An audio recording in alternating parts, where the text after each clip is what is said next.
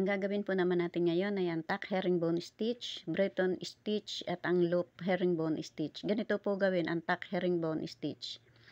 Sa umpisa po ay gagamit po tayo ng kulay pink na sinulid sa paggawa ng herringbone stitch. Ayan, pagmasdan po ninyo ang bawat tusok ng karayom hanggang sa matapos po yung herringbone stitch.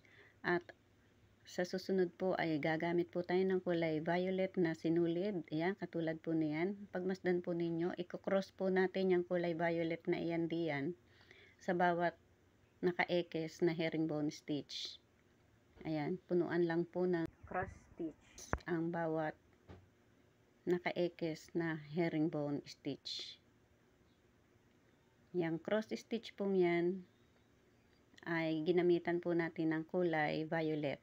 Kaya mapapagmasdan po ninyo na nasa ibabaw siya ng kulay pink. Ayan, pagmasdan po ninyo hanggang sa matapos. Yan po ang tack herringbone stitch. Simple pong gawin.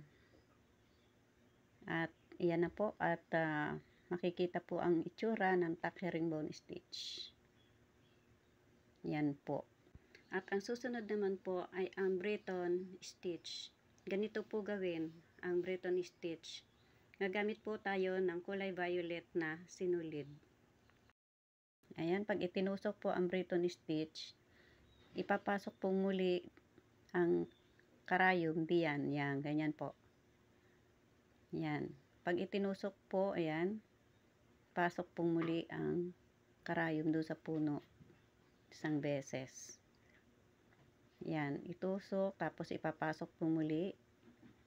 Yan, ganyan po. Pagmasdan po ninyo ang bawat tusok ng karayom at ang pagpasok ng karayom dyan sa punong sinulid.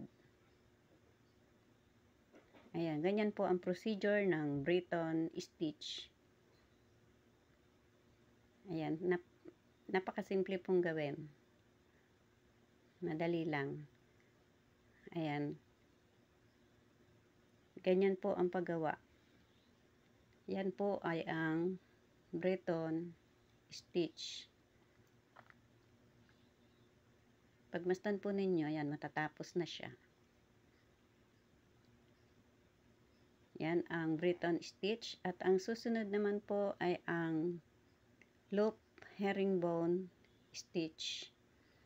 Sa loop herringbone stitch po, gagamit po tayo ng kulay pink na sinulid. Ganito po gawin ang loop herringbone stitch. Ayan, pag itinusok po, naka-islant po na bahagya ang karayom. May dalawang guhit po yan na bilang gabay sa pagtusok ng karayom. Kapag itinusok po ang karayom sa taas, ang sabit po ng punong sinulid ay pamula kaliwa pa kanan. At pag nasa ilalim po naman ang karayom, pamula kanan pa kaliwa ang pagsabit ng punong sinulid. Ayan, pagmasdan po ninyo ang bawat tusok ng karayom. Yan, naka-islant po ang karayom at isinabit ang punong sinulid. Ganyan po ang procedure sa paggawa ng loop herringbone stitch.